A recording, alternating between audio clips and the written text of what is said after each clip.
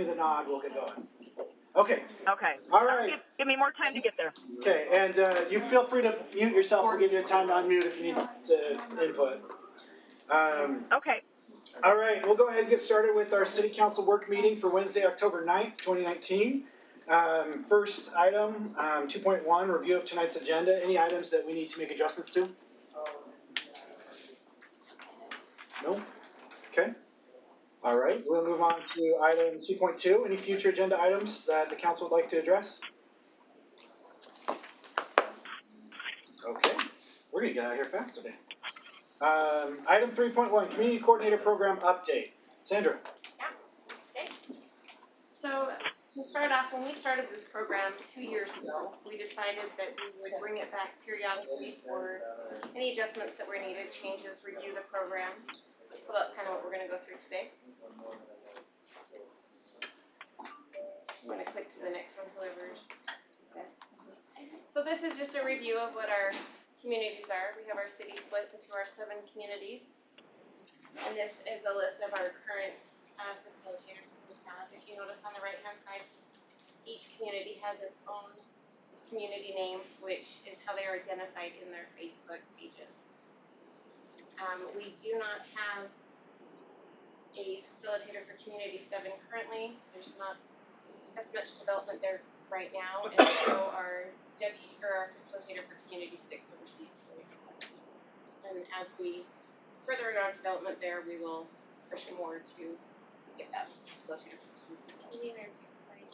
Yeah, no. I was just curious if you think we're still good, like we don't have to redistrict our areas or anything, fence rows and big fence. We haven't had an issue yet, but that's if you want to. No, I'm just curious. No, we have not had any issues with it currently. So, and that's not saying that in the future we will. Yeah.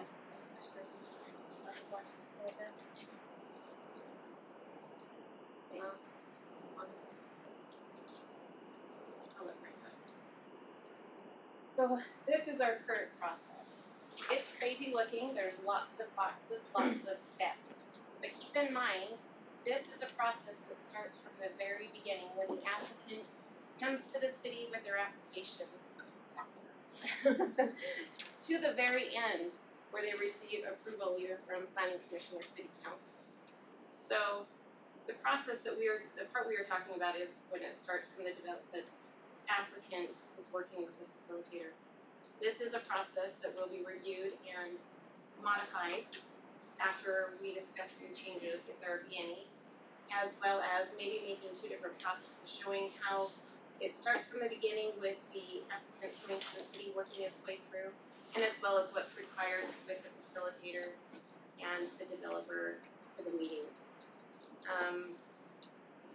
Any questions on that? This is our current standings with our community meetings. We have held 32 meetings so far.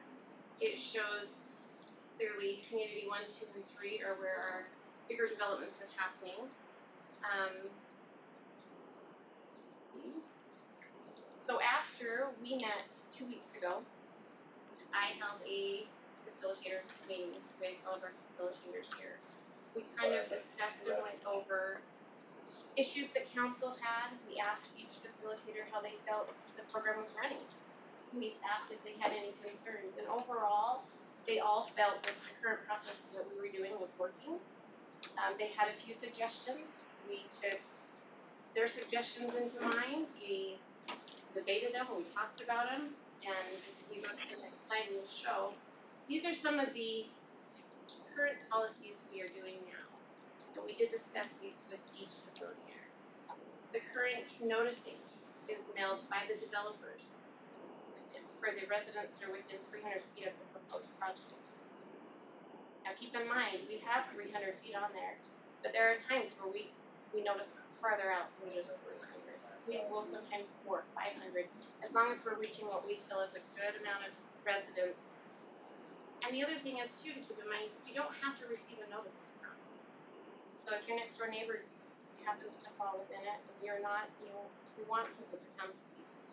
So that is the 10 days that we had discussed in the last meeting. I think we had talked about if that was adequate enough or if we needed that adjusted. You guys are going beyond that 300 We do. sometimes, that's We good. do. In fact, the edge, Bryn can correct me, but the edge one that we had just a few weeks ago, I want to say we went Yeah, 500 feet out to get notices now. because sometimes in newer areas, you know, you just don't hit enough Yeah, people, so, exactly. yeah. So, Give it that and 10%. that's per staff. Staff kind of looks at it because we are the ones that actually create the mailing labels for the developer. So if we feel like we should go a little farther out, we do. We are currently providing the minutes of the community meetings to our planning commissioners that goes in their packets for their meetings when the item is on the agenda. And we are including the minutes and audio to government affairs for city council members. The other thing we are doing is our community Facebook pages are sharing information between other community Facebook pages. So if a notice is for Community 6, we've encouraged all facilitators to join that page, drag, paste, share it so that it's being noticed basically citywide. So some of the suggested changes we talked about after meeting with our facilitators and after meeting with you 2 weeks ago, we are suggesting maybe we review which applications actually go through this process. Maybe eliminating the minor subdivisions that are 4 lots or less and the plat amendments. And we can discuss some of that. Bryn can kind of give a little bit of insight on her thoughts on eliminating those. Well, we talked last time about how a lot of times those are the more, you know, if there are 2 or 3 lots and they meet the zoning, meet the requirements, there's not gonna be a whole lot to discuss in the neighborhood meeting. So that would be my only thought, maybe why we should get. And they get notices when it goes to planning. Right. So they still have an opportunity to speak. Yeah, it's still a public hearing at planning commission, so they're still gonna get a notice when it goes to planning. So they're still gonna be advised if something doesn't happen. How many of those 30 some odd meetings would have fallen under that? That's a great question. You can find that. Quite a few. I would say We just held one just we just did one last week. last week. Yeah, I mean, Yeah. that just seems like it's a lot of extra. Are those large plats or are they small plats? No, they're all like 1 acre splitting in half, or the Bodells, we did that one too. That was 2 acres splitting in half, you know, so. So how many, the meeting that you held last week, then how many people showed up? There were 3 residents in the 2. And those would have already gotten notification through the process anyway and had opportunity. Because I think the big thing is having an opportunity to have the voice heard there and have the direction. Yeah. And then the plat amendments are almost always commercial. So like, for example, like the Winco plat, we're gonna probably modify that every time a user comes in. You know, they're gonna wanna change it 5 feet this way or 5 feet that way. But it doesn't change the use, it's not changing the, you know what I mean? So the commercial plats like that, when they're amending it repeatedly, I don't see any need to have a meeting.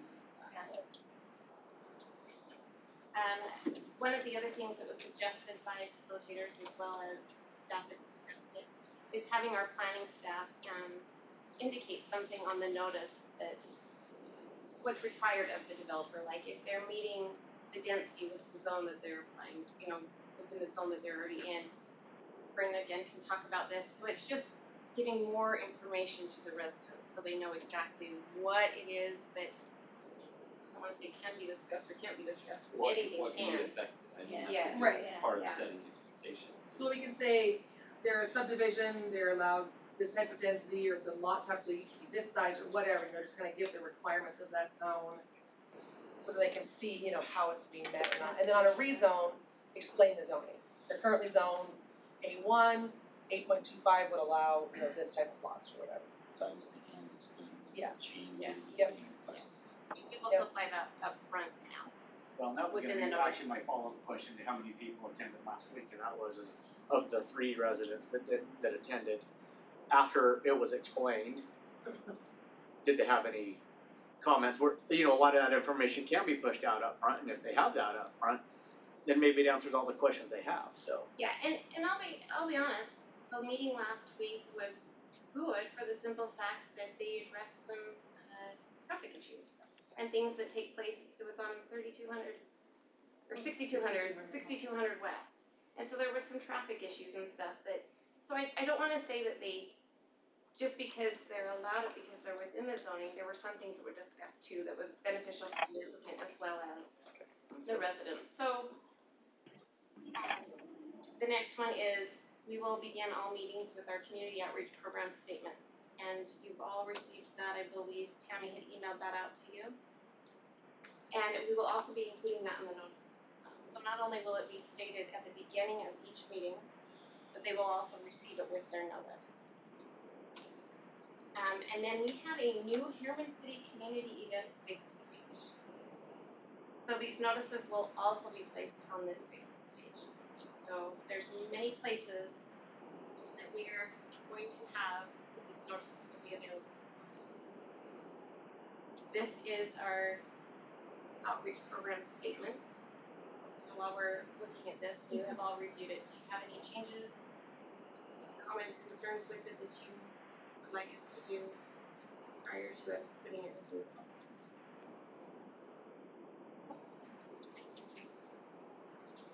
This is just a sample of one of our notices that was mailed out. So the information included in these notices is the address of the application, what they're requesting, the date and time of the meeting, and the contact information for the developer, the facilitator, as well as the city. Again, like I stated, we would suggest implementing information from the planning staff with a little bit more detailed information of the application, a vicinity map, and then of course the statement. This is just an example of what the vicinity map looks like. Now, keep in mind, we've been doing these notices and we've been requiring the developer to include a site plan. Sometimes when you see the site plan and the address, you're not aware of where it's at in the city. So this hopefully will help some of the residents to see exactly. And I believe this was something we discussed last week too. So these will be included in our mailings. This is an example of a notice that is mailed when the proposed project is part of a master development agreement. We have a little statement in here that we've included that goes in on, you hit the next one, Adele. Oh, did you already have it? Yeah. It just shows that we emphasize that it is part of a development agreement, and this is just one of the phases that is coming through. And I'm gonna let Tammy kind of talk about this. This is a video. I was like, that's just. That's pretty. Yeah. That's our information. That is great. That's a great example of neutral thing. We shared with the facilitators how they can explain to people in their neighborhoods to log on. Plus, we've also got this on our webpage for the facilitator group that just shows them how they can go in and sign up to be a part of those groups to receive the notifications. Because it's a text or email, it's not long. It's short and sweet. It's about 2 sentences, maybe 3 if we push it. So it will basically just state that it's a community facilitator meeting. It will give the location and the time, and then it will state what it's for. And then they can always go to the website to get more information or contact their facilitator. So, but this just walks them through if they want to sign up for text alerts or email alerts. So it should make it really simple and really explanatory for them. The program's actually been in place for a long time. They just haven't been signing up for it. So we showed them how. She put that in her presentation on Wednesday. What night was the meeting? It was last Wednesday. Last Wednesday. So they should all know how to do it, how to show other people how to do it, and then if they don't, they can refer them to the website so that they can watch how to sign up for it. Awesome. So each facilitator put this on the Facebook pages, as well as like our community Facebook page as well. So it's just one more way of noticing. Yeah. So if there's an application that's present in your community, but you're not within the 300 feet, but you've elected to sign up for anything that happens within the community, you'll receive a notice. Oh, great job. I love that you're setting, they set those expectations before people go, because I think that's what gets people so frustrated. They go thinking they're gonna make a change, and then when they can't make a change because there's nothing that comes down and they walk away feeling like their voice wasn't heard. Right. And so I love that you're setting those expectations beforehand. I think that will help. Okay. Good job. Awesome. As we keep on moving forward with this, I want to say we still look at suggestions you may have, and as we tweak how we go about things. I think this was great improvements made by comments been made in the last few weeks, so I think it's a good circle around bringing back folks. Nicole, did you have any comments? I'm listening at this point. I'm actually walking in the building right now, so I'll make my comments in person. Oh, okay. But there will be comments. Yes, I'll be right there. Any discussion by the council all the way from Well, I'll just make a couple of comments, as Nicole's making her way in here. I guess I'm stalling so she can at least have a chance to make her comments. Let's be honest here. But, no, one, I want staff to know how much I appreciate it. This again is more work that we've asked them to do. Yep. I think it's been a very good program to implement because every time we talk about issues, you know, some of the issues that we hear from our constituents and things in here comes down to, we always talk about transparency and communication and, you know, and everything surrounding those. And I think that we have taken another huge step forward in trying to do what we can from our side to close that gap, to communicate and to give people the opportunity to know what's coming in their area, to have an opportunity to hear and to comment if they choose to. And that doesn't happen just because we say, you know, this is what we want to do. It means a whole lot of extra work by staff in order to make that happen. And so first and foremost, I want staff to know that I appreciate the efforts that they put into making this program successful, because there has to be buy-in by staff in order to go out there and actually put effort into it to make it successful. The second thing I want to say is I appreciate the fact that we've had the chance to review. I think we have some good things that have come out of the review, some additional little tweaks that will be made to help enhance that communication, and I think those things will all be beneficial. But I certainly have taken my time, my chance, as we've been reviewing this, to do my own reaching out to those that have participated. And I'll be honest, I've talked to a couple of the developers who have had to go through this process. And honestly, I assumed that their response when I was asking them what they thought about using this process and how it's been operating and if it's been effective, I honestly really anticipated getting some negative feedback from them, because again, this puts more work on them.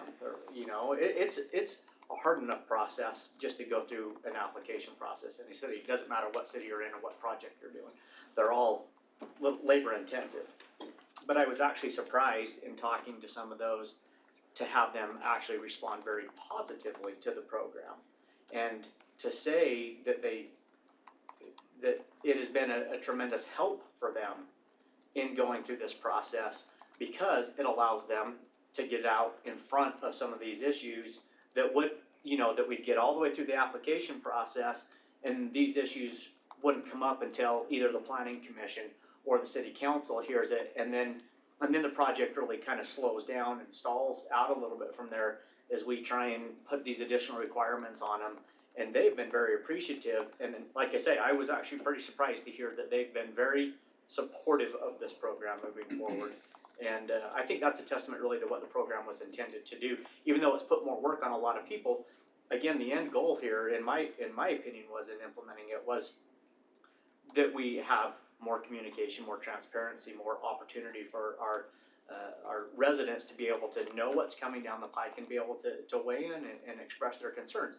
And true, it's always going to be the fact that sometimes they have the opportunity to make a comment, and there's an opportunity to actually address it, and in some cases there's not. And that's just how the development code, you know, is, depending on what they're trying to do. But helping to educate them, and again, this next step that I think we're going to take will even enhance that a little bit more. But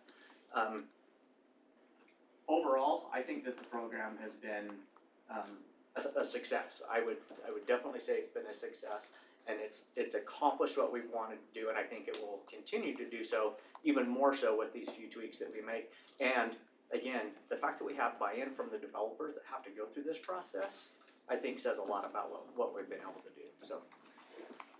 So I do have I a stalled long comment. enough. Yeah, okay, thank you. You're welcome. So this was my baby. This was one of the first things I brought forward, and I brought it forward having seen the effectiveness of it for multiple years in a city that was doing it right and doing it well. I would say, just in short, that to say this program has been a success, I think is an understatement.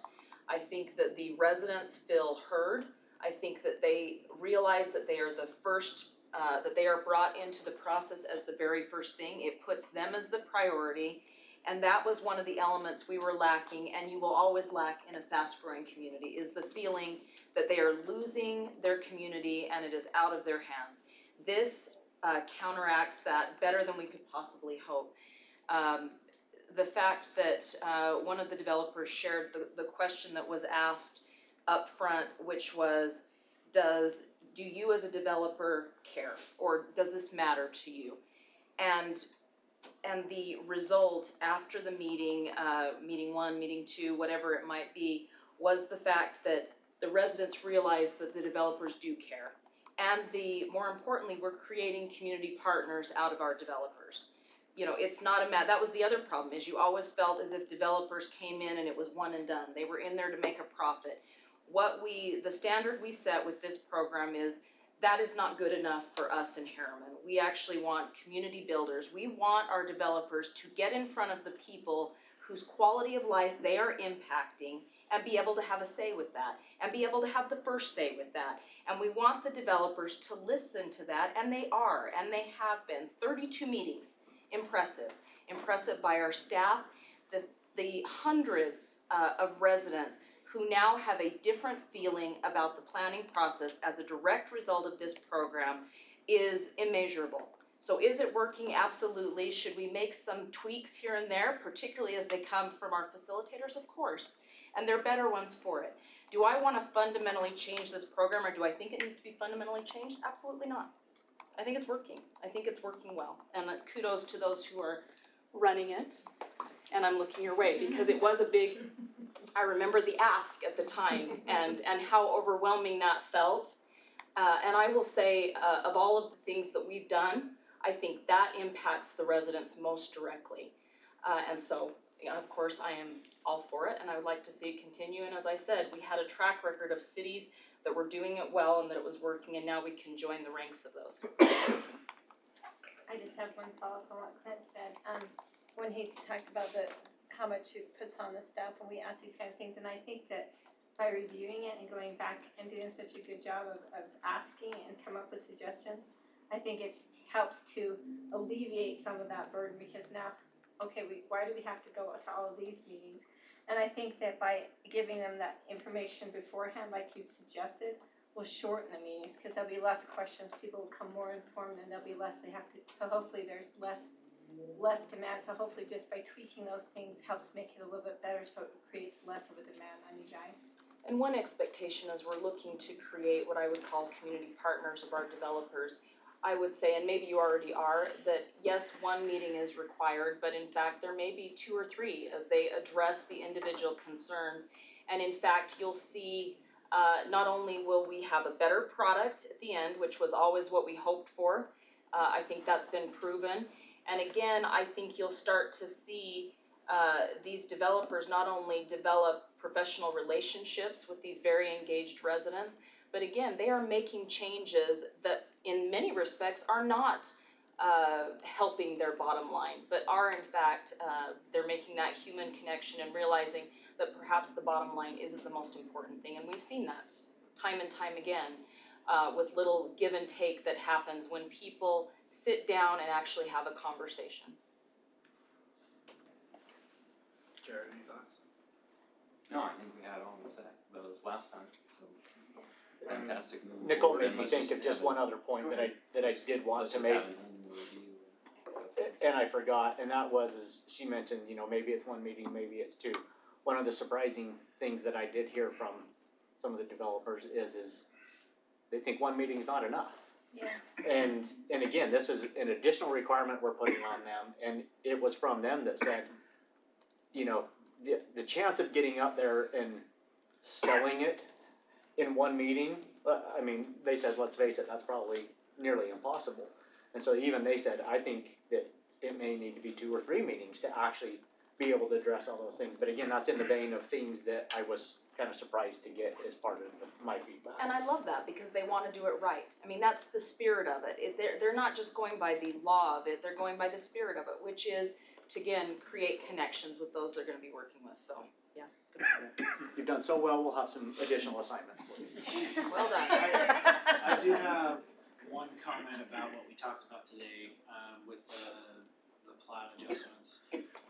I don't necessarily foresee a problem not doing these meetings for commercial plat adjustments. However, when we have residential plat adjustments that affect homeowners, I think we need to continue it. For example, Rosecrest Village, as they were developing out, they had many plat adjustments that affected density and a lot of other things. So just as we're moving forward on that, my suggestion is that as we have residential plats, that those are still required. I don't necessarily have a problem with the small lots necessarily. It's just I don't want to see a plat with 60 homes on it just because it happens to be on a plat adjustment, Right. not included in this process. Other than that, I just want to say that I think that Nicole has done the city a great favor by bringing this to our city. I think it's a much better process, and I commend you for bringing it. And I look forward to supporting it for years to come. I think it's a really good program. Thank you. Your planning commissioners should love the fact that we have this in place too, because it takes a lot of that beating off of them that, honestly, that I think that they took the wrath of sometimes as the ones that were just trying to enforce the city code by making some of the recommendations they did, because I was subject of many of those meetings at times, and again, yeah, exactly, I think that, again, it's just a much better process, so. All right, if we don't have any further comment, we will move on to item 3.3, general plan update. Michael. 3.2. 3.2, sorry, game point development discussion. You meant 3.3. I meant 3.2, John, thank you. Somebody got the. Brandon, do you have the clicker? Yep. I'll pass it across. So I have a PowerPoint. It's thrilling. This is probably the 3rd time you've seen it. It's on for approval if it's acceptable to you tonight. Is it a PowerPoint of another PowerPoint? It's a PowerPoint of a PowerPoint of a PowerPoint. Oh, fantastic. Right. Okay. So I wanted to go through what I thought were the important points, protections to the city, what the developer is getting. So this is to orient you, Main Street, and you know where this is. It's in 2 lots. This is the plat.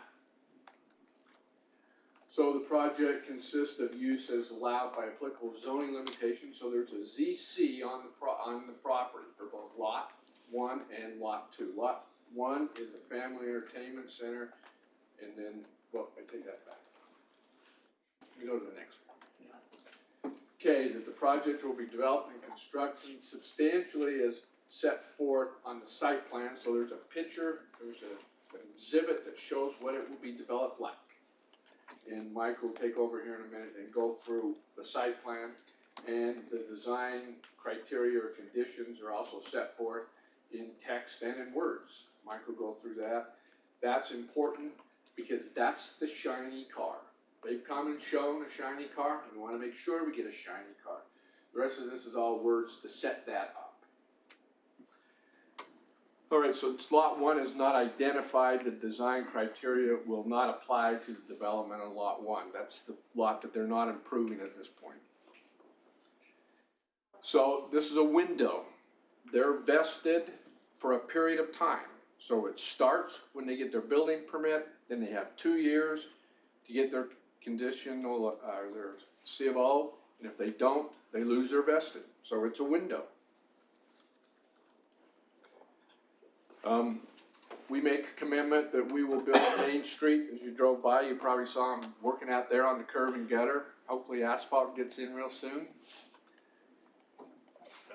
That's our commitment. Yeah, it's coming. They also will agree before March 15th of 2020 to pay $100,000 towards the property acquisition of Miller Crossing.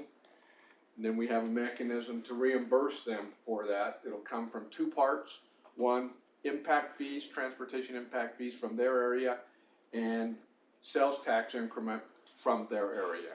So the more sales tax they produce, the faster they'll get paid back. Kind of a double whammy there, isn't it? So there's their reimbursement from the transportation impact fee. And they're not getting all of the sales tax, so they're gonna get 70% of the point of sale from their project.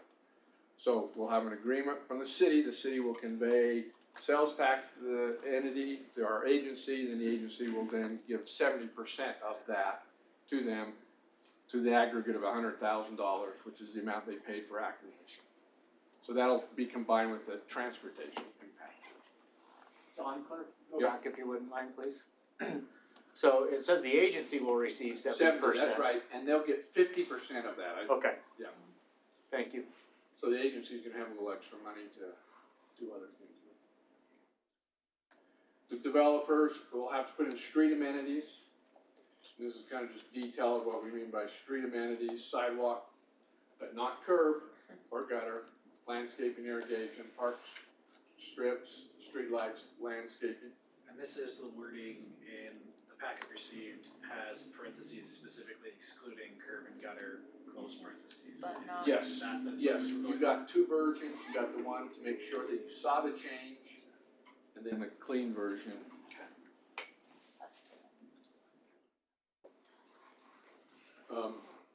So here's the zoning conditions. That is a family entertainment center and a general restaurant and related food services. So this is more specific of that. So on lot 2, they can only put in a family entertainment center, and then we've identified what that means, and that's the definition right out of the development agreement. It's about every word I could think of to put in there.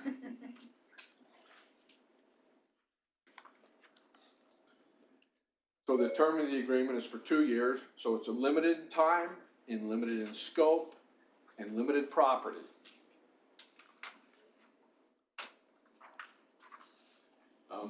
Then I have this provision, no damages, all they can get is specific performance. So if we breach, they're just gonna have to sue us and say, tell the court to make us do this. They're not gonna get a money damage. This is not gonna be Tooele all over again. We've learned by Tooele. As a protection, the city has an option to repurchase the lot, the properties, if Game Point fails to obtain a building permit to develop or construct a family entertainment center as approved by the city on lot 2 within 2 years from the date they purchased the property. And it's for the original purchase price. They don't get interest. So if they paid us $1.6 million, we can buy it back for $1.6 million if we want the property back. It's our option. It's not a requirement. It's an option. It's a protection. It's a belt and the suspenders on this development. There's a key piece of property. We want to make sure it's done right. And if not, we can buy it if they don't construct. In our ordinances in 10, 12, 16, there's a development standard, commercial development standard. It requires all developments to have 60% brick or stone. And then the very last sentence, the city council may grant an exception to this criteria for buildings that is part of a large commercial project that has approved design guidelines and is greater than 40,000 square feet. They are asking for this exception. And what we're asking you for is to amend from the dais the resolution to include language that you're granting this exception. And it's in your agenda in front of you, the language we're requesting. Where it says insert, or inclusion to grant an exception. Okay, yeah. Another thing in this, I have a question, I asked Gordon a question. That's important under the guidelines, cause the planning commission heard this and they gave their approval to move to council. Right, and Mike's gonna talk about all the design guidelines. As we're talking about that element. Another provision, another protection in this development agreement is I put a cross default provision. So if they default in the participation agreement, the development agreement's automatically in default. Clever, huh? Good job. So we don't have to go show that they're in default. It's like if you have a car loan and a house, a mortgage, and if you default on your car loan, your mortgage is in default automatically. It's kind of a clever idea, but oh well. Hopefully it never has to be. Hopefully we never get that far. So this is the language that was added that wasn't in your packets last meeting. So it's in red, specifically excluding curb and gutter. That's paragraph 6. So in the final, in the clean version, in your packet, it's that version, but it's not in red. Right. And you also have one that's in red, so you can see it. And then in the participation agreement, we've added this language in recital C.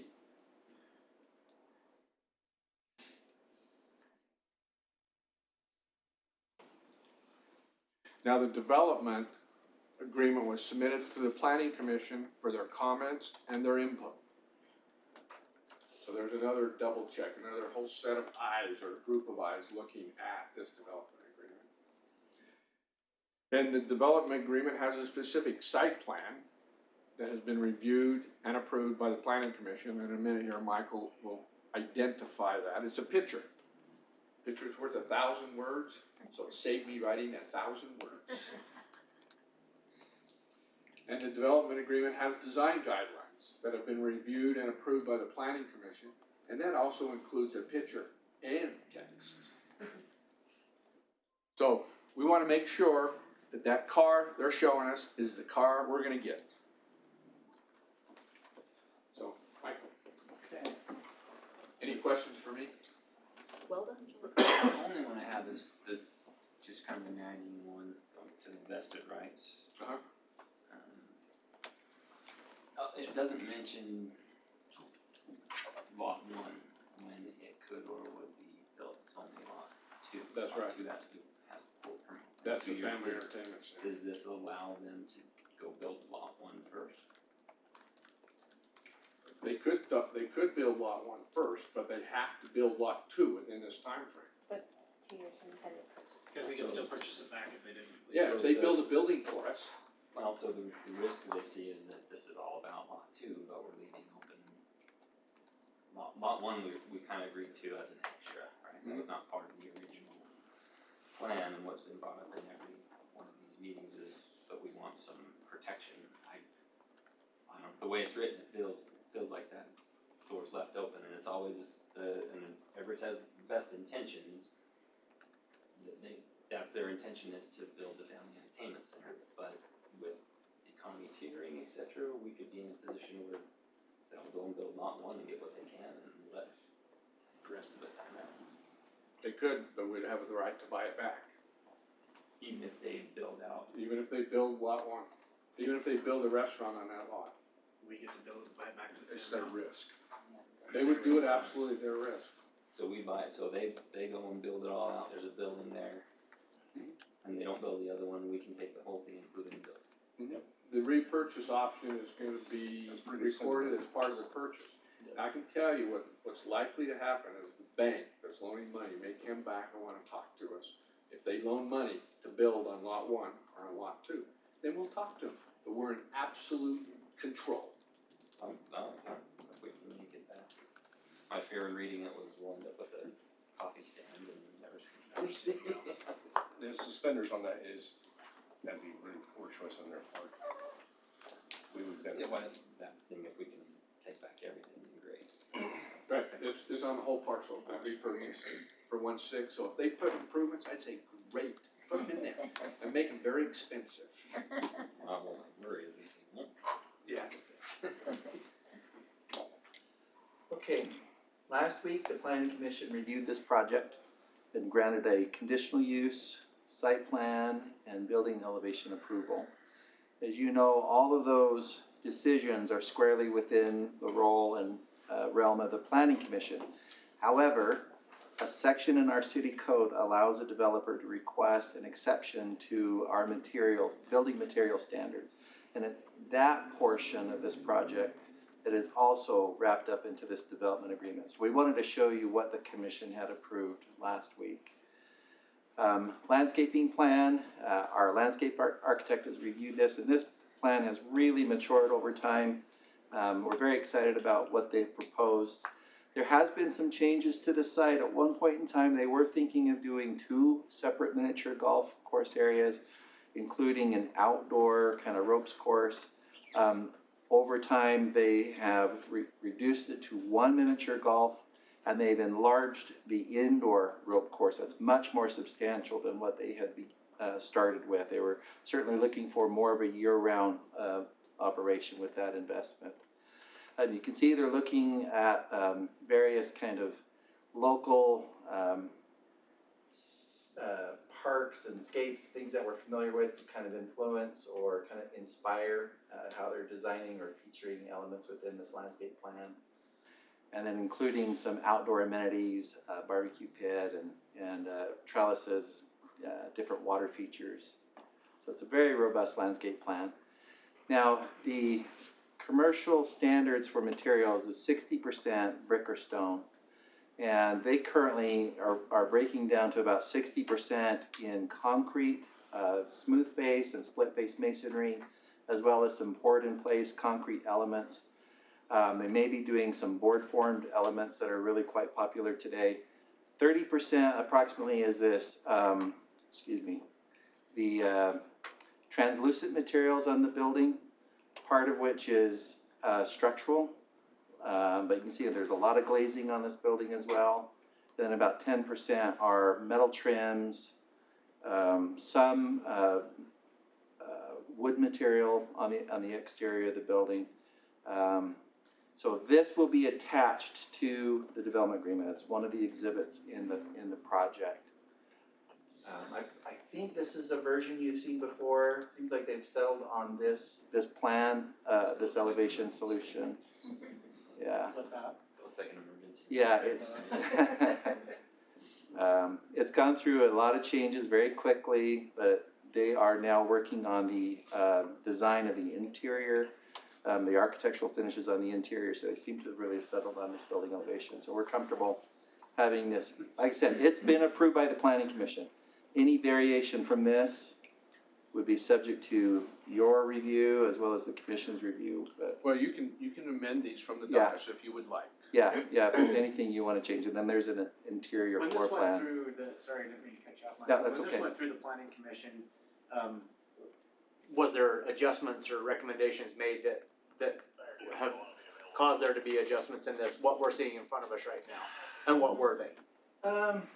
The biggest one was probably moving it back. Yeah. They originally had more parking in the back of the On building. the site plan. On the site plan, Okay. and they really wanted the parking more in the front of the building. Yeah. What about building materials itself? I I know they're asking for the exception, The but planning commission didn't really, they started working with they went a different direction, but I don't really think that was from the Yeah. planning commission. Yeah, I agree. Yeah, cause the design before was much different. It was than much than different, this Yeah. one. but they changed that. So again, that has received planning commission approval and a recommendation for the exception that is part of your development agreement consideration tonight.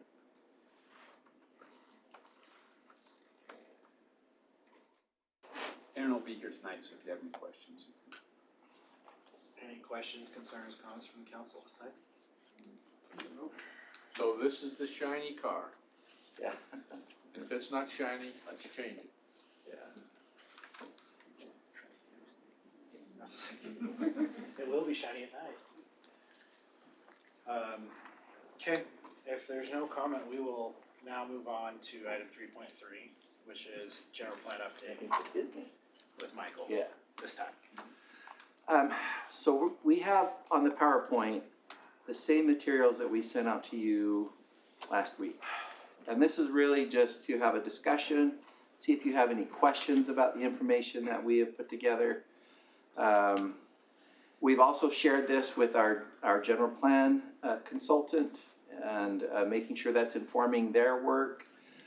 This first map is really trying to highlight the fact that we, as a city, have tried to have most of our multifamily along or near Mountain View corridor. Of course, multifamily is more dense, it's more concentrated, and so you can see the area of our residential development that's allocated to multifamily currently is 12% of all of our total residential development in the city. So the orange area is the multifamily, and some of that is a little dark because of the parcel lines get a little dense in there. Define that again, 12%. So 12% of all of our all of our residential development is in multifamily development. That's by acreage. Yeah, by acreage, Not by units. Right, yeah, and It's like, that's a big difference. we break that down as well. Another thing I think a lot of people have been asking about is seeing an exhibit that shows where all of our master development agreements are located. Sorry, by acreage, is that by buildable, or does that include all Just what's built. non-buildable? Just, So you Just, think. just what's colored, just what's built, not Yeah. the total acreage of the city, Okay. yeah, not what's, just right, the residential acreage is built. yeah. Not including what's approved to be built. Right. Yeah, this is existing. What's This is existing. existing. And then our master development agreements in the city. And then on the right-hand side was, we showed you these tables of both what has been built and what is yet to be built within every development agreement. So some of these agreements are almost done, some are just starting. It's interesting, as the council knows, over the last 2 years, the last 2 development agreements that we've made because of council direction, Teton Ranch is all single family and Hidden Oaks is all single family. So I think that is definitely an adjustment to How's the that council's. coming along in Teton? Curious. The big white one? I see all the weeds on the left. Yeah, but, so the last 2 MDAs we've done have been all single family.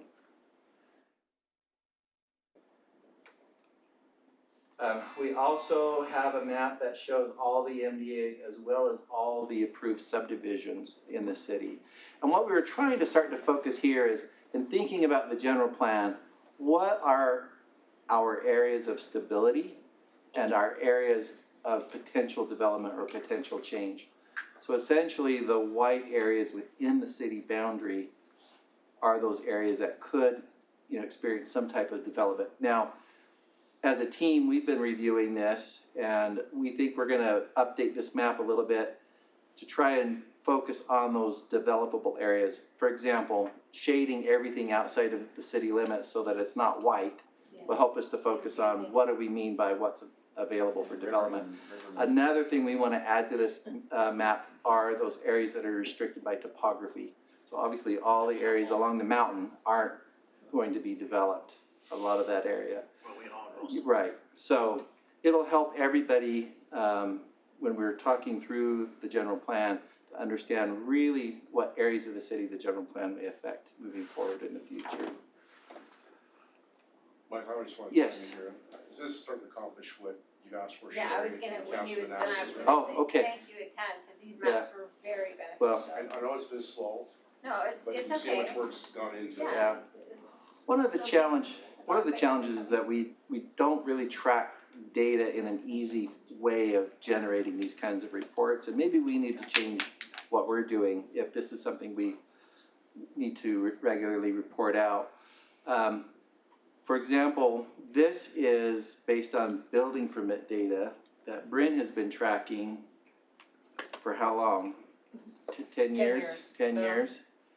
And so every building permit that we're issuing is accounted for here. And you can see the total number of approved units, meaning what's been vested, right? Right, what's been entitled, Versus what is left to be built, what's been entitled but that hasn't been constructed yet. Now, the bottom 2 lines, they are slightly higher numbers because they include subdivisions that are been completed and homes that were existing before we actually incorporated. So those bottom two lines, do exceed the total number of vested. Because these are just Yeah. things being built Yeah. today. If it's built out, it's not on here. And then we also gave you, oh, and this is just a zoom in on that, on those totals. We also delivered this based, go ahead, let me go back. Sorry, I meant to focus on that. And when you say units on a multifamily, describe, are you talking one apartment building is a unit, or are you talking each Every door. living? Every door. That's what I apartment, thought. every townhome. Every unit. That's what I Yeah. thought, just wanted to make That's a sure. good question. And then this is existing dwelling units. Now, this is taken from our GIS database. And eventually our building permit database informs our GIS database, but we're also drawing from the county. We have, we're looking at water meters that have been set. There's lots of different information that goes into calculating these numbers. And if you look at the total dwelling units, they don't match up exactly with our building permit data. And we think that's because there's a lag between building permit data and our GIS data. But it's within a couple of hundred units. So we had about a 1.5 or 1.4% variation there. But we're really close. I think it was good for us to do this exercise to see how accurate we think we've been tracking this. And we were, that close, I think, is a good margin of error. So I think we've got some pretty good numbers here. Did you track at all time on the market, which I know wouldn't be a specific, element we would be looking for. I'm just curious if we can note trends as to the product types that are moving within this market. I mean, certainly that data is available by chatting with developers, but I would be interested to know if that's something that we pay attention to, if there's a stagnant element with any of these product types. We aren't tracking that, and I'm not maybe suggesting you do, I was just curious Yeah. if we are noting that. We do have capability to track like valuation, Okay, which so is that- gonna indicate. That would be interesting to me, Yes. I think it's just interesting to note where trends are. I mean, we might Right. think we understand what the market will bear, so to speak, but you really ought to look at the data, because it is just wishful thinking at that point to assume you understand what the market will bear. Right, yeah. So, I would find that I'll get interesting. with them and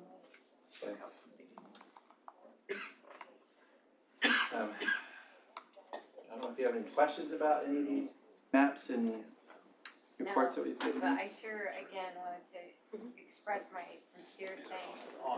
This was amazing, and again, back to what we were talking, even the community outreach thing, if people can look at something like that, it helps set expectations of what's really going on, why they continue to see development when they thought it wasn't going to be, those kind of things. It's a great tool, thank you. One of the things that's interesting is we're over the halfway point. If you looked at the numbers of what's been built versus what's left, we're past the hump. Yeah. We still have a lot of work to do in front of us, but we're past the halfway point on at least what we've entitled, what we've agreed to. Well, and sort of an answer to your previous question as to whether or not perhaps a good means of tracking might be in order anticipating that these types of reports are gonna be wanted, and I think without a doubt, yes is the answer to that. And in a fast-growing community, wanting to show these numbers on a continual basis is not going to go away, so. Our GIS team has already amended their data so that they can generate this much quicker the next time. So. That's great.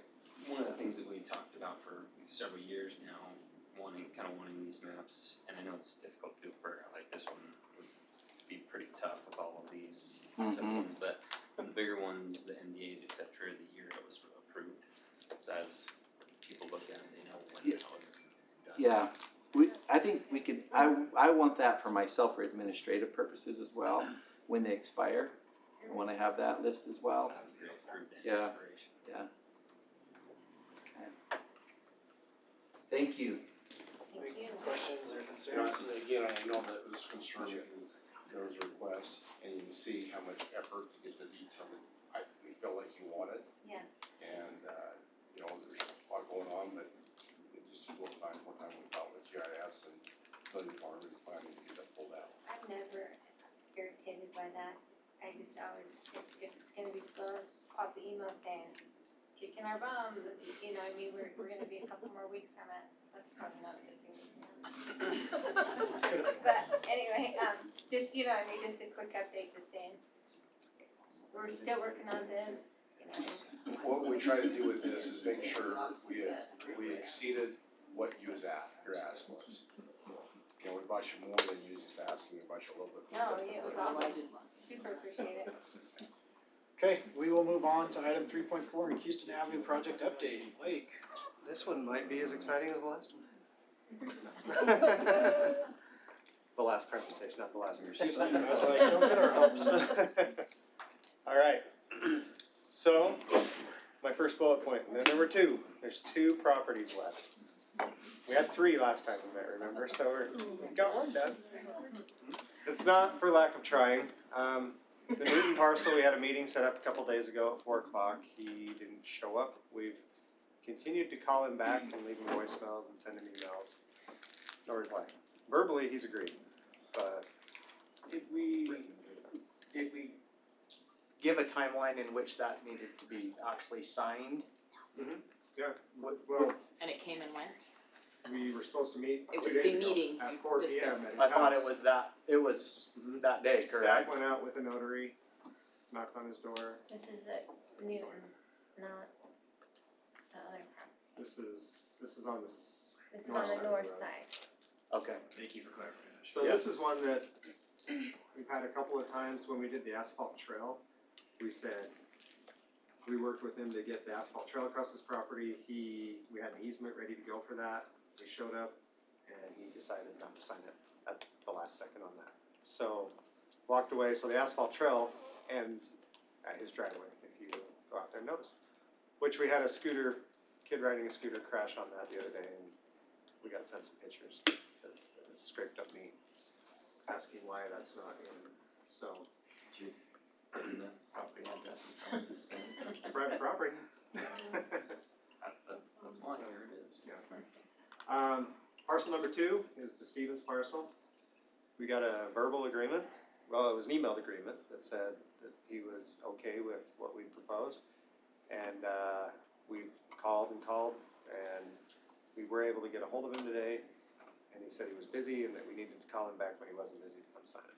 So This is the one that did we not set a timeline that this needed to be Had to be done? and Or Sherry worked really hard. I know with she us, though. Well, I'll tell you this, there's always the option, we could today, right now, say we are gonna go through the other process if you really wanna spend the money. Otherwise, we can be patient a few more days, cause it's not gonna get done this year. Well, what's a few more days though? I mean, being put off indefinitely. It's 2 more weeks. Reaching a full Right. agreement is ridiculous. In 2 more weeks, we'd have to come back with a motion, resolution, I guess, to condemn.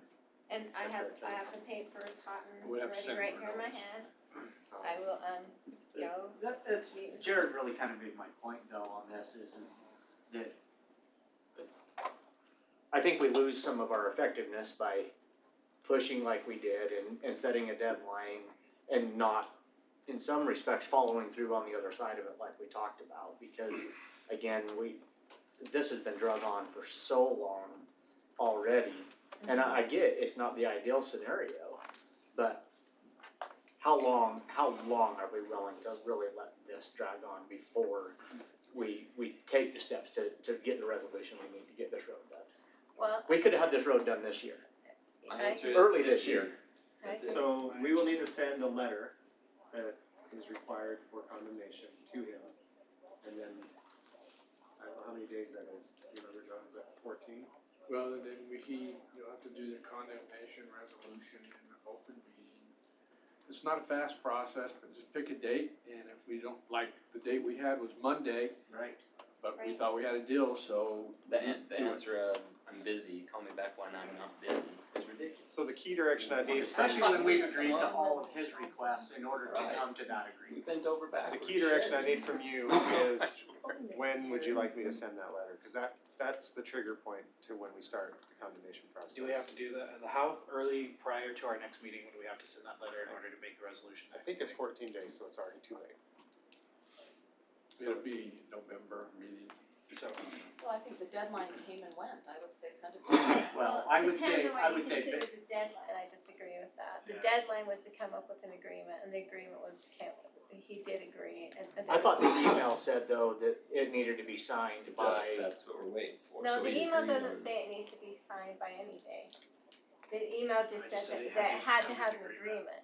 And then we would work, and then after he said that, we said, okay, let us get the paperwork together. The paperwork wasn't together the next day, it took a few days to get the paperwork together. No, I do recall that. Like I said, maybe Well, then set a deadline, then let's. And I would say- I'm totally good with that, let's say, okay, I would say our deadline is in order, since we know we're into November, to make sure that the deadline is sufficient to allow us to have that ready to go for our November meeting.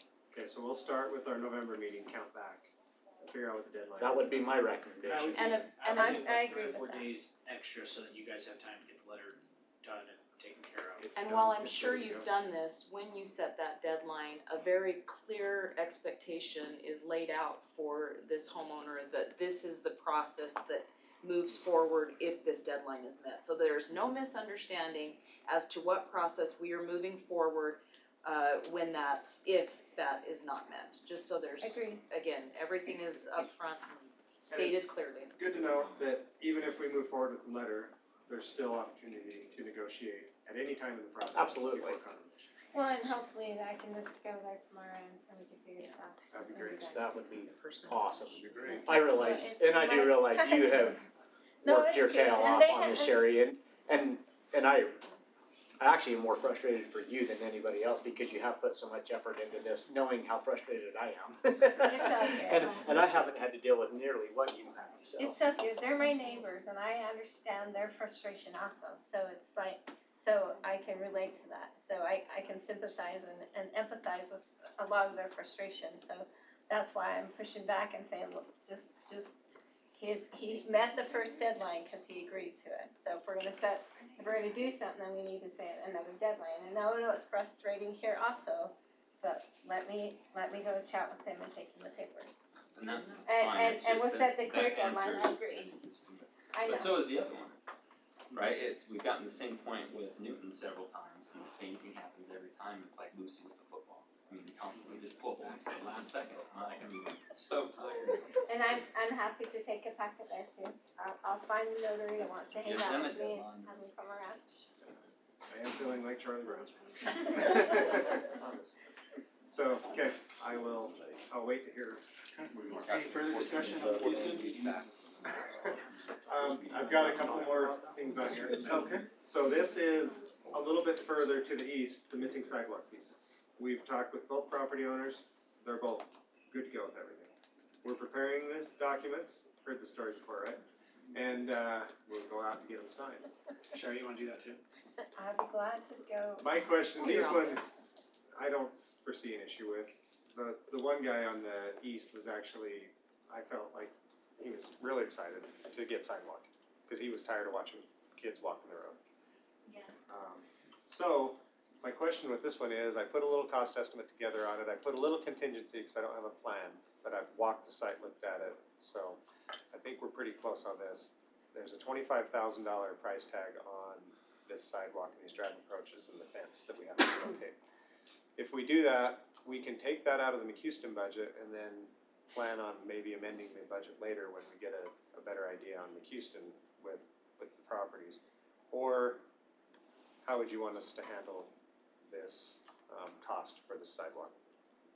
We budget X amount of dollars from Houston, and we've already been recognizing because the bid costs are going up, because we missed our window. So we know we're gonna have to come back and do an amendment to that, and we're just asking for a nod to move forward, get the sidewalk done.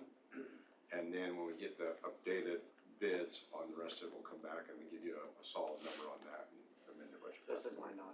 Yes. Yeah, we gotta get the second done. So using the existing budget, I can just go tomorrow. We Yes. have to have money. Bingo. Yeah. Bingo. Okay, alright, we'll do that. And so there's the timeline where we are at. I changed one thing. I actually wanna record the deeds and the documents before we build, That's a good because thing. there's construction easements, and I think properties, they can go out and divide with meets and bounds if we have a long time frame. So as soon as I get them all signed, I think I'm gonna go record at that point. So, That's If the you update. have any issues on the other piece, just let me know and I'll just watch for someone to be home. I know when he goes into Take care of it all. I know when he goes into the holiday oil on 64th West, so I'll wait for him. You're a stalker too. Yep. All right. So we're gonna move on to 3.5, which is the Rose Creek outfall storm drain discussion. Creek outfall. This is like a similar issue, a different type of utility or piece of infrastructure. This is follow up from the last conversation we had with the, Okay. I think, So- familiar with it. I'm gonna go through a little engineering background on it just to bring you up to speed on why we're where we're at. So the total area that contributes to this outfall is 3,600 acres. It's more than just one property owner. It's more than just one city. It goes up in the mountains. So south of it's Wood Hollow. This whole area that you can see encompassed in the colors goes and outfalls to Rose Creek. So to kind of orient you, there's where RSL, Slick, and Mountain Ridge High School are at. And then that's where the outfall is located in Riverton City. The natural course was cut off. The Welby Jacobs Canal runs along the east side of the city here, and there's limitations in the existing infrastructure in Bluffdale. In the process, we've actually met with Salt Lake County, Bluffdale, Riverton. We've tried to get a pipe to go down 138 south, down 144th. There's just no capacity, and they're really expensive to run down those streets. And you're impacting a lot of residents if you do that. Wait a second, so if you build more on this side of existing infrastructure, it's gonna cause a problem for the capacity of that infrastructure. That is a novel. Interesting. So, why was this route selected? I kind of gave a little hint there, but we got to go back and talk about development agreements. The area was developing in 2000 was the original development agreement for Rosecrest, and then they were amended when this area annexed into Harriman in 2008. And so Rosecrest and South Hills were right by each other, 2008, 2009. I got a timeline in a little bit that shows all this, but there's the agreement, and then in the area that's kind of highlighted up here, we can zoom into that. You can see the big blue dots are detention ponds or temporary retention ponds because there was no outfall. And then they had a reach is what they call it, the channel running along here, and they ran it up to the top as far as they could, and then it can go out because that's it through. So in the development agreement, it says that these ponds can be temporary as long as they're maintained by the developer, and that we allow them until a downstream facility is constructed. We go to our master plan. I highlighted another window here. Just kind of wanted to talk about some restrictions. These ponds are sized really big because Rose Creek has limitations. The county did a study, I think it was in 2000. We're actually updating it right now. And the outfall they allow here is 0.02 CFS per acre. That's 1/10 of what's typically allowed. 0.2 CFS per acre generally mimics existing hydrology. 0.02 is a big restriction. So your ponds are almost like retention ponds when they're sized. So keep that in mind when we talk about ponds and they convert them to detention. They don't really have to go smaller. The pond stays the same size. They just have an outfall mechanism so you can landscape them and not have nuisance water sit at the bottom. In the storm drain master plan, it identified projects, and projects we're looking at are right there. OC 17 and OC 19 are how they were identified. Those are the reaches. This is actually clear down to the community college. So some of this and ponds and things in here are already constructed by Rosecrest. The main one we're talking about is up on the north side. So if we look at those costs, they're highlighted. OC 17, 828, OC 19 is 605. In our budget for this current year, we budgeted $700,000 for a piece of OC 17 and a piece of OC 19. Which one's which? Sorry. 17's right there, this longer one that goes down to the community college where portions are already done. And then OC 19 goes up to the creek, which is the river. And then the Bluffdale limitations, you can see this is the one at 13800 South right here, this is out of their master plan. None of these pipes extend to the Welby Jacob Canal, so this makes it difficult to go down through their city. They actually don't have a lot of storm drain in their city. Saying even if we connected to them, they wouldn't be You'd able have to to run a pipe all the way, They have to redo their whole. a second pipe or replace the existing pipe. So the timeline of our efforts, this brings us back. So you can see 2008, 2009, Rosecrest and South Hills did their MDAs. They were executed. They identified the reach and had the ponds located. When I came to the city in about 2013, Rosecrest was very anxious about finding an outfall. And they were working with SLR and they were working with us. And we were having meetings just sporadically. And this was before there was any development on the east side of Mountain View Corridor. And so Rosecrest could see it coming, and we tried to meet, we tried to negotiate. Rosecrest did their best to get the outfall acquired, and were unsuccessful. Then in December 2015, I had the University of Utah. They were looking for a project, so I had them do a study to look and see how it would work, how the drainage channel would function, what it needed to look like. I've got some cross-section exhibits here in a little bit that I'll show you from that study, that was their recommendation on what to build. November 2016, the Jordan School District bond passed. And this is kind of what set the whole thing into high gear. That bond passed, and we started looking at the traffic, and we realized there needed to be a road over there, because the only road that went into this area at that time was Rosecrest. I don't think Autumn Crest was connected at that time to Real Vista. There was still a gap. So we were getting really nervous about it, and so we started working on this road design, and the legislature approved funding for Riverton and Harriman to have funds to construct that road. So then we engaged a consultant. We started looking at the drainage issue in depth, seeing how much water we needed and how much water was going to come off these new schools. Sent a letter to the district in June that said that we couldn't let them move forward without having a drainage solution. And SLR countered that letter and said that that solution would be part of a larger development and that it didn't impact the schools because they could retain on site or on his property next door, or on SLR's property, not his, but their property next door. And to note, June 2017, both schools had been under construction for 3 months at that time. They were on a tight deadline to have their schools open by 2019, so it was really difficult to have good coordination at that time because things were moving so fast on their side. In November, we applied for corridor preservation funds for the road to buy the right-of-way because we took the same route. We tried to see if they would give it to us and we'd build it. That wasn't acceptable to the property owner, so we went and got corridor preservation.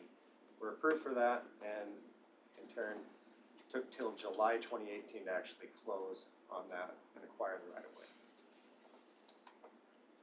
We offered, right around June, July time there, we offered to build the improvements to SLR, and if they gave us the easement. They didn't agree to that, so then we offered to purchase the easement and build the improvements with this funding that we had out of impact fees. They didn't like the offer that we gave on the easement, which was a fair market value offer. I think it was $400,000 for the 4 acres. It was a 20% property cost based on what we'd offered for the property and what they'd been offered for adjacent properties. So at that point we were a little stuck, and we offered them to go forward with a temporary retention solution on the schools and the seminary as long as they agreed, and they did agree, to have a solution by September 2018. So we said, okay, good faith, we'll move forward. We'll let you have your building permit for your seminary. Since you promised us in September, we have it. In January 2019, we started building 4500 West, which is now Sentinel Ridge Boulevard. We put the budget amount in for $700,000 in July to build the pond outfall because we thought for sure that we would have the right of way by then. And in August, we had the seminary built, we offered them a temporary certificate of occupancy on the seminary with the condition that by July 2020, they had to have a solution in place or we would revoke their temporary C of O. So that's where we're at right now with this. SLR has assured us that the drainage solution has been worked on and that we'll be happy with it when we see it. That was the last email I had, and that was about 3-4 months ago. And we've continued to work, and then the development came in, and we've worked through. We had some solutions we were working on there, but it sounds like that's not moving forward anymore. So that's where we're at right now. So Blake can back up. We've been digging into all of the past emails over the last several years and back up this information, how it's been communicated over the time. So appreciate putting the timeline together. It took a lot of work to dig out all the detail to spell it out to the council about the process we've been going through. Yes, and I'm gonna ask a little more work. Not only a copy of the timeline, but a detailed report of what you just explained. In a meeting we had last week, that was not exactly We have what was lots of presented to us. different things. We've got a few more things. Say that again, Jared. Sorry, I didn't hear you. That information, the timeline and everything he just detailed would be nice to have, because in the meeting we had last week, that was not the same story. And we felt like we, you know, like says, he's been very thorough. He keeps the emails, communication. Some have been verbal, but there's enough email that showed that there was some progress made in a certain direction, and we're still being strung out. Yeah, to me, at a ridiculous timeline. That's way too long to be strung out of something. Oh, we agree. And that's No, I why, know. Yeah, we're not, like I said last 2 weeks ago, we were not thrilled about what's happened, and we're still, that these retention ponds, it's okay, but it's just not a permanent fix. That's the frustration. So, like, a couple of just follow-up, you talked about, you know, the discussion of an easement, you talked about the potential of purchasing the land in order to An facilitate. easement. We talked about purchasing an easement. Right, so, were you part of that discussion as well? I'm guessing you were.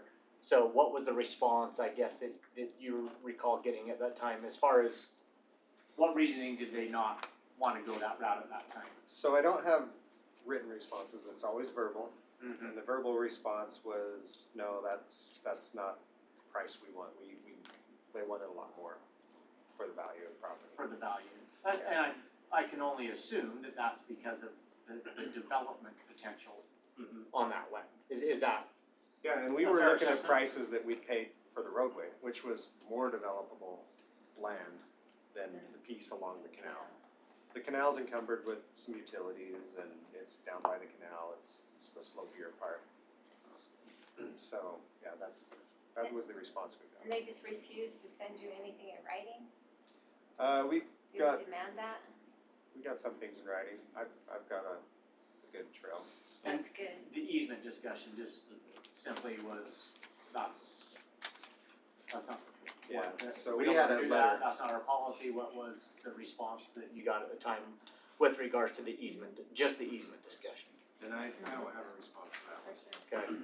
but I have the letter that we sent, what we offered, what we needed it for. So there was one deadline missed early on. Was there a penalty attached to that? It seems like you gave a deadline, it was missed. We moved forward and we've given them a second deadline, which is the August, was it 2020? Yeah. So did we have any sort of penalty attached to that first deadline at all? We were gonna hold C of O on seminary. Yeah, cause it says September of 2018. And now we just gotta kick some people out of the seminary. That was the first deadline. Yeah. Yeah, If 2 years. we had no way to hold the schools. The schools are their own entity by the state, so there's nothing we could do there. So it was either the road or the seminary. And then where we stand right now, as far as we are right now, we have given them the deadline of August 2020. They have given us assurances that they're working on a plan. So right now, they have not missed the current deadline in which they are operating under. It's an interesting trail if you look at it, because the seminary is one arm of group and SLR is another arm. And so they're talking to each other and then they're coming to us, so. We're not getting an assurance from the seminary, we're getting an assurance from SLR, but they're not the party that's being affected, so. And what you also see here, this is worried about the outfall, not a discussion about the development at all. Why did we allow them to get an extra 2 years? Just the one. Well, September of 2018 is what you said the school. 2 years. September of 2019 was when, They were supposed to have that's when I was assured it would be, oh no, it was September 2019, you're right. 2018, we give them 2 years. extra years. With the same thing, I'll get it ready, can you send me the documents, I'll sign it, get it signed next week. It's just like McHouston, it's a similar issue. This is very, very helpful, thank you very much. I've got a couple more things we can run through, just to Perfect. tidy it up here at the end. So the channel design options, this is what the University of Utah had come together with. This width is about 25 feet on the top. This is a big channel. I showed a little exhibit here of what it possibly could look like, but put that on steroids about ×4. That's just a little swell on the road. So, our right-of-way acquisition options right now, it looks like to me, are the same things we've had on McHouston. We can continue to negotiate with the developer or the owner, or condemnation is the other way to go on that, which will end up costing the city money for sure. The design options, we could look, the options I've shown here are the most inexpensive options. The channel, if you look at the profiles, it's very flat, like 0.17%. So if we get water in the channel, it's likely we'll have standing water. So we've always talked about possibly putting a low flow pipe in the bottom of this so that we can keep the nuisance water going. So that it looks grassy like that and not a big weed patch. Bog. So there's still some discussion to have on how this will look. What will it be in the end of the day? We know that we need about 40 feet. The easement along there has some water lines in it and some other things, so it pushes us off the canal right away a little bit. And then it'd be nice to have a maintenance trail so you can get in there and actually clean this out when you need to. The last part is budgeting. So how do we pay for this? We have impact fees. They seem to always come a little later than we need them because you collect them on the development, but you need the infrastructure before the development's there. And they can only be used for the system improvement, which is the upsize costs. Remember the 3,600 acres, there's a piece of it that's tied to the project, which would be the developer's project. Say you had an 8-inch pipe requirement, and if the 3,600 acres behind it required that pipe to go to 60 inches, the city would be responsible with impact fees to pay for that upsize from the 8 to the 60 inch. So the other option is the developer pays for the improvements, but just keep that in mind. They pay for their portion, impact fees pay for the overall portion. And then the last bit is the TIF, and that is collected later, and Brett wanted to talk about that. Down as you see, also, I'd like Alan just to tell us, we have in that TIF account right now, if in an emergency type of thing, we could grab all that and make smart things happen, we need to about ASAP. So how much was that? 598,000. So that could go with the 700,000 if we really get panicky on solving the solution. That helpful?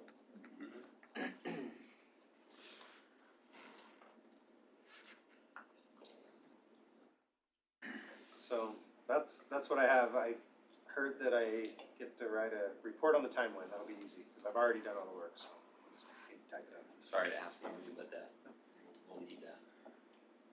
I need practice. When you have different things, this person said this, and it's nice if there's some documents that say, well, here's actually what was said. Yeah, I can tell you this, our meetings we've had with Blake this week, compared to this, because we also saw the frustration, what was that, two weeks ago, is, Blake, and we all recognize this, that, these developers, we need to have more of the email documentation, not the verbals. Yeah. And if it comes down to, we'll start recording meetings. Yeah, that unfortunately is sometimes the case. You have to document it. any comment or discussion by the council on this? Well, the sidebars later, that's it. Are you looking for any specific direction other than? I wanna thank Blake for his. Yeah. Yeah, And a lot of work this last week, and his team to, cause you know, he does have other duties he does. Okay, well, with that, we'll move on to, we have about 15 minutes left, we will move on to city manager updates, is much of that's being done. I just have a few. One, I was gonna talk about air quality of Utah. There's no one on the board, but we don't have anybody attending. I don't know if that's the interest of the council to have staff or council wants to attend that meeting. We get that information too, but we keep getting letters from them of their agendas. It's a big buzzword in Salt Lake County. We just want some direction there. So I think anytime if you can forward us information and stuff like that. Okay, and so you're looking at possibly, because that's some of those board members are political. And sometimes we want to know if you want to attend it or you want some staff that will care appropriately to attend it. Tammy is aware of those and it's on the mailing list, so. It's the air quality board? Air quality. It's just air quality board. Utah Air Quality. So I'll send you those agendas and they'll kind of go from there. Get some recommendations from you all, because I know every meeting you go to, very important, that's the conversation, okay? Salt Lake Community College, President Denise Hoffman came by to visit with us to tell us some not good news, but asking for some support. And I'm gonna lean a little bit on Nicole's memory too on this whole thing, how it's come out. I was there chatting and last year we went through our evaluations and council attended and Mayor Tansen was some of those meetings with the Board of Regents and the Building Authority. We felt pretty confident they actually loved the application, but it created number 4 in their procedure and they funded 3. The state of Utah funded 3 of those projects. So we fell short. So we felt confident this next year when legislation would be funded this year. And believe it or not, they changed their policy or procedure, that's enough, now we rate number 13. Now, it's frustrating, so I was very frustrated on your behalf of the timeliness that we felt as a community to offer up 30 acres to Salt Lake Community College for a future college campus. Salt Lake Community College campus, and Nicole was part of that negotiation when it was going in the Anthem area. There was not enough property to make a really good sized campus. So Nicole actually negotiated, Gordon was involved, the developer, Rosecrest was involved. And their developer was not happy with us because we was gonna leave the college site. But it meant a better product for the community. And that was in 08, 09-ish. I know it's drawn from your memory. Here, if you would just chime in the frustration I thought is when we worked with the developer, we gave up 30 acres of the city is going to be open space in the city. We felt that important to help draw the state back in to develop a community college in this area for our kids.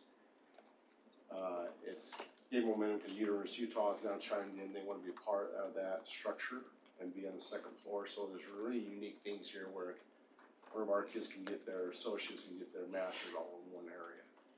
But with that said, the downside of that is we've not made their funding. And so it's gone beyond a little frustrating for me. And I think I can tell it's frustrating to you as well.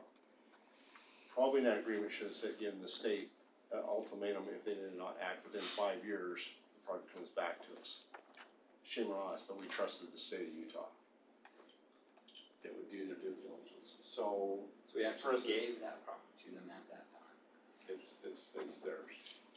So we talked for a moment and I suggested maybe we put together a letter that represents the council's feelings on this item. And she's given me a list of people we need to contact, the Board of Regents and the Building Authority. And I think because those are appointed, those boards, I probably will tag up me and Tammy and a few of you and we'll start visiting one-on-ones with them. Well, there'll be 4-on-1. And let them know our displeasure of them dragging this out, and then we'll work on our legislators as well. also with that letter will be the little bit of brief history. We won't want to make too lengthy, too wordy, because then you lose their interest when they read a 5-page document. But try to make it a 1, maybe 1.5 page, and that's going to be handy. She's going to start working on that. Told her about it today. She was excited. We'll let that out to all of you. The president, Denise, she wants to review that as well. She thought it was a phenomenal idea. I'm looking for a nod to get that rolling. Like I said, I'm very disappointed in their actions, and they changed procedure that we graded very highly last year. And this year we graded worse. Nothing's changed.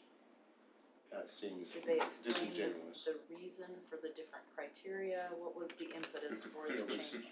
There was not much background on that, then the board can just modify that, and that's wrong.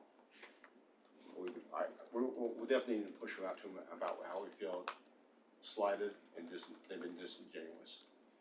And I don't think they knew all the history, and we took a leap of faith with the state, and they let us down. And I don't think, I'm looking at that, I always assume the governor, I don't think he understands the magnitude that we trusted them to do the right thing and fund this project.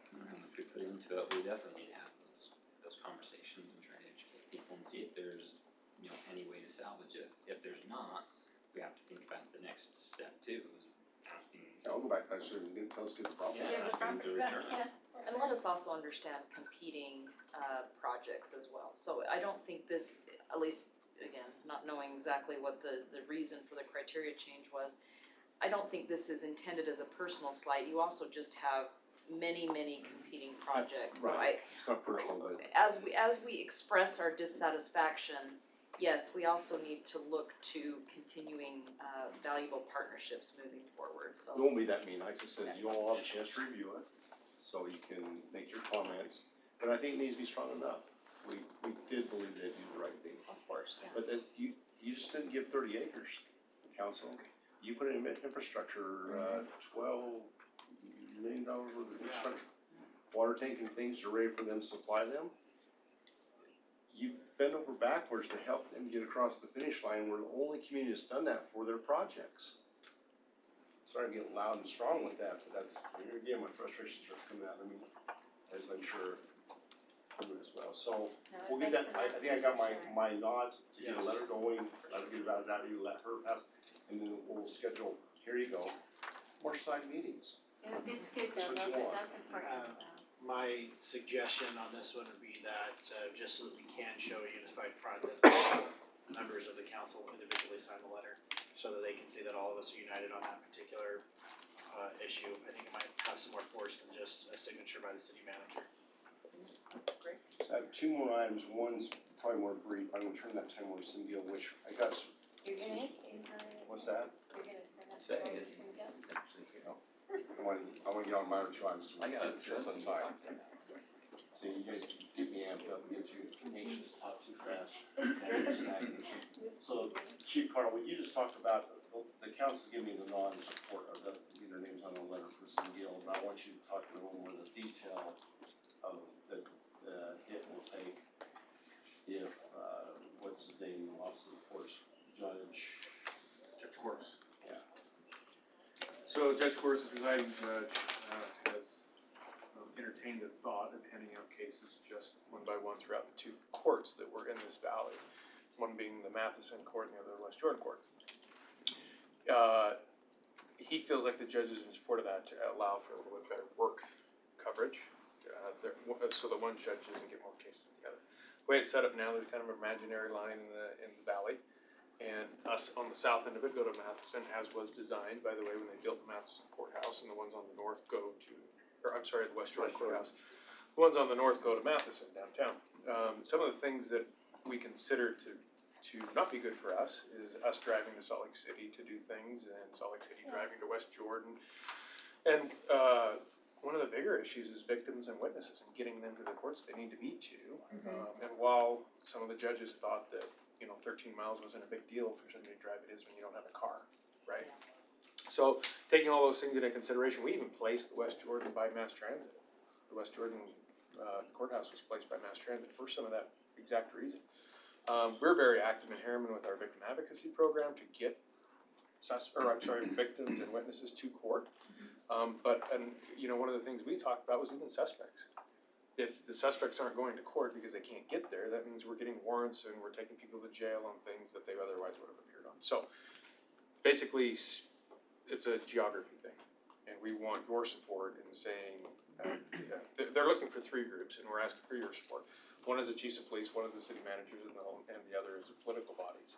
We're asking for your support to say to Judge Forrest, please keep it the way it is.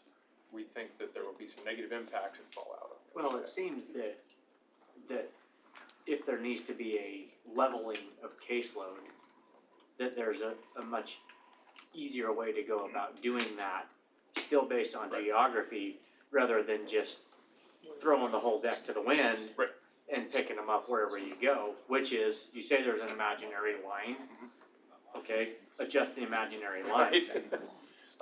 Rather than disrupting the whole system. It just seems like there's a much simpler fix to the perceived problem that they're trying to address. So years ago, as a detective with Salt Lake County Sheriff's Office, there were times I had to testify in 2 courts on the same day. And when those 2 courts are in 2 different buildings across town, these judges grumpy because they don't care. Well, that's why you have lights, right? That's why we had lights, right?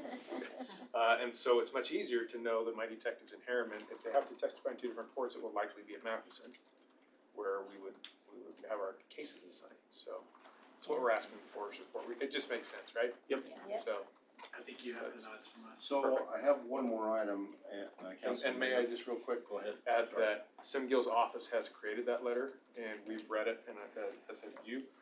If there were any issues with it, I think they want to send it tomorrow, is that right? I thought we had today to talk about it. Okay, looks good. We talked about it today. So it looked good, and it's on its way. So the nod is a little after the fact, but yes, That's just how efficient we are. We nod and it's already gone. I wanted to update you on the background on it. Council Mayor, the last item I have, because I know we're about ready to get in there, I would not want to bring the next item up, because I think it's going to be a little more discussion. So I'm requesting look at reshuffling orders so that we do all of our business we have to do in there and then come back into the work meeting and have to go in the closed door. Okay. And I think but I do think you're gonna have more comment on the next item, and that's the teaser. That'll be fun. Is it a good teaser or a bad teaser? You know, go, what is that? Alright, with that, I'll accept the Motion to adjourn to our regular meeting. Second. All in favor? Aye. Yeah, that too.